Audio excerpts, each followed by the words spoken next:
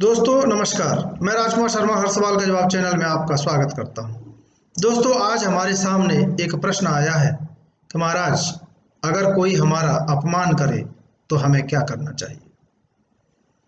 तो दोस्तों आखिर अच्छे और सच्चे लोगों के साथ ऐसा क्यों होता है। जो लोग धर्म की राह पर चलने वाले होते हैं उन्हें अपमानित क्यों होना पड़ता है। दोस्तों कई बार तो लोग ये कहते हैं कि हमारी कोई गलती ही नहीं, हमने किसी के साथ कुछ गलत नहीं किया, हमने कुछ कहा नहीं और बिना कहे बिना कुछ किए भी हमें अपमान सहना पड़ता है। हमारे ही लोग हमारे शत्रु हो जाते हैं, हमारे ही लोग हमारा बार बार अपमान करने लगते हैं।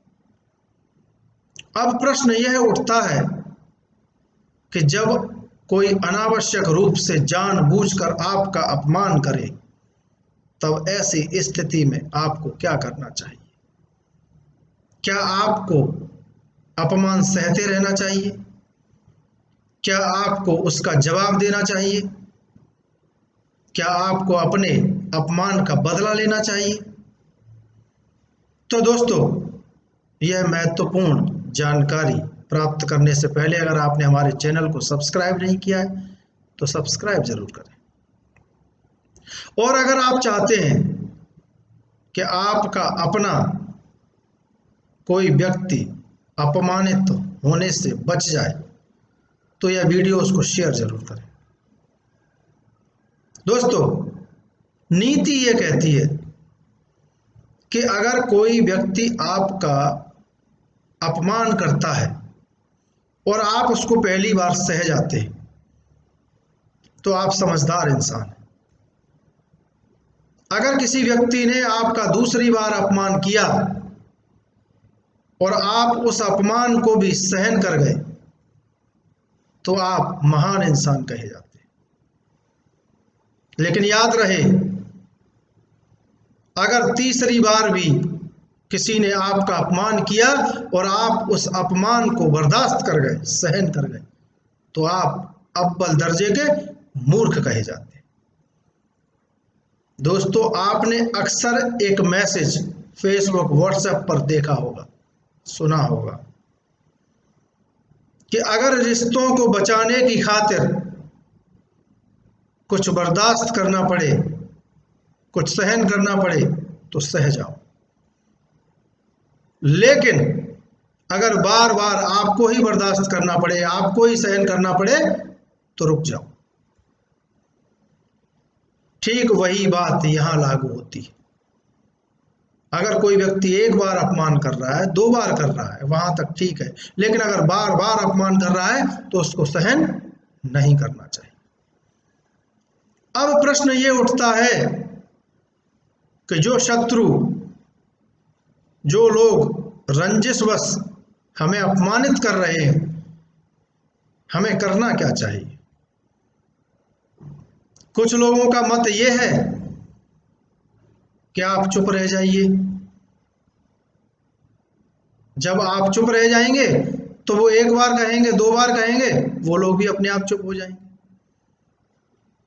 कुछ लोगों का मत ये है कि जब हाथी निकलता है तो कुत्ते तो भौंकते ही हैं। लेकिन दोस्तों मैं आपको इन सब चीजों से हटकर एक बात बताता हूं। यदि आप चुप रह जाएंगे तो आपके अंदर, जब आप बार बार अपमानित होंगे तो आपके अंदर एक हीन भावना पैदा होने लगेगी और सामने वाले लोग जो आपको अपमानित करते हैं वह लोग आपसे कुछ भी बोलकर कभी भी कहीं भी किन्हीं लोगों के मध्य बोलकर चले जाएंगे। इसलिए उनको जवाब देना अत्यंत आवश्यक, लड़कर नहीं, झगड़ा करके नहीं, बदला लेने की नियत से भी नहीं। इसके लिए आपको अपने आप को अपडेट रखना पड़ेगा, अपने आप को अपग्रेड करना पड़ेगा। जो लोग जिस टॉपिक पर आपको अपमानित करते हैं आपको भी उन टॉपिक्स की जानकारी समय के अनुसार लेते रहना होगा। दोस्तों, आपने अकबर बीरबल के बारे में सुना है। कई बार सभा में कई अन्य मंत्रियों के द्वारा बीरबल को अपमानित करने का प्रयास किया जाता था, लेकिन उनको प्रत्येक चीज का ज्ञान था। वह समय के अनुसार अपडेट रहते थे, अपने आप को अपग्रेड करते रहते थे कि उनसे जो सवाल किया जाता था वह हाजिर जवाब थे, तत्काल उसका जवाब देते थे। अगर आप अपडेट नहीं हैं, अगर आप समय के अनुसार अपग्रेड नहीं हैं, तो जो व्यक्ति जिस टॉपिक पर आपको अपमानित कर रहा है, आप चुपचाप सहन करके रह जाएंगे। और अगर आप उसकी जानकारी रखते हैं, समय के अनुसार अपडेट हैं, तो आप तत्काल उसको जवाब देंगे।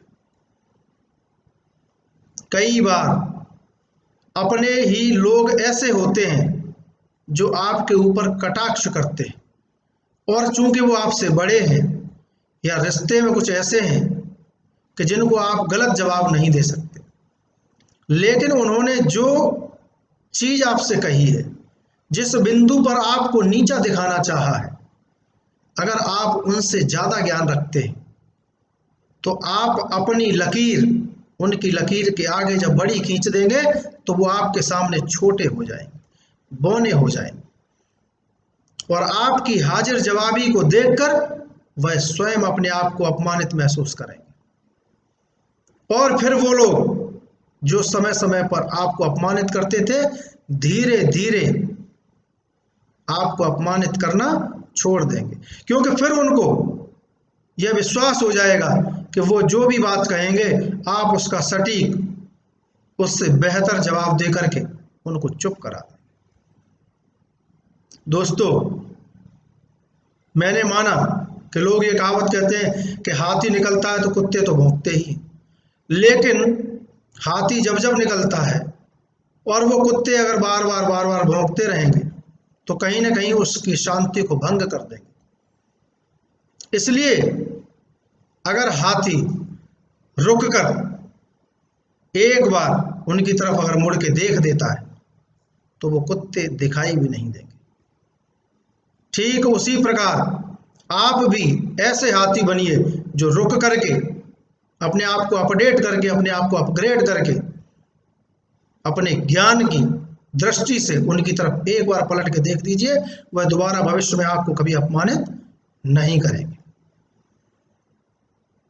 तो दोस्तों, आपको बार बार अपमान सहने की आवश्यकता नहीं है, बल्कि आपको उस अपमान के बदले में उनको एक सटीक जवाब देने की आवश्यकता है, जिससे आप हीन भावना से ग्रसित ना हो, अपने आप को सदा अपमानित महसूस न करें, और कोई भी ऐरा गैरा आपसे कुछ भी बोल करके निकल न जाए। दोस्तों, मैं आपको एक चीज और बता दूं, ये तो जो मैंने अभी आपको बताया कि कोई भी व्यक्ति आपको अपमानित करता है तो आपको अपडेट और अपग्रेड रहने की आवश्यकता है, लेकिन दोस्तों इसमें एक धार्मिक उपाय भी हम आपको बताते हैं, एक चौपाई भी बताते हैं हम। अगर आप उस चौपाई का जाप नित्य प्रति करते हैं, या आप उस चौपाई को 11 दिन तक लगातार जपते हैं और 10,000 मंत्र पूरे कर लेते हैं, और दोस्तों याद रहे, हनुमान जी का स्मरण करना है और आपको लाल रंग के कपड़े पहन करके इस मंत्र का जाप करना है। दोस्तों, वह चौपाई है, इस चौपाई से ध्यान रहे, आपके जो भी शत्रु हैं, जो आपसे जलन रखते हैं, जो लोग आपको नीचा दिखाना चाहते हैं, आपको अपमानित करते रहते हैं, उन सभी शत्रुओं का नाश हो जाएगा। तो दोस्तों ध्यान से उस चौपाई को सुने। सुनहु पवन सुत रहने हमारी, जिम 10 नन महु जीभ विचारी। दोस्तों, उन चीजों के साथ साथ आप इस चौपाई का जाप भी लगातार 11 दिन तक लाल वस्त्र पहनकर करें और कुल संख्या 10,000 जाप करें। तो दोस्तों आपके समस्त शत्रुओं का नाश हो जाएगा और आपको फिर कभी भी भविष्य में कोई अपमानित नहीं कर सकेगा। तो दोस्तों कैसा लगा आपको हमारा यह वीडियो, कमेंट बॉक्स में जरूर लिख भेजें।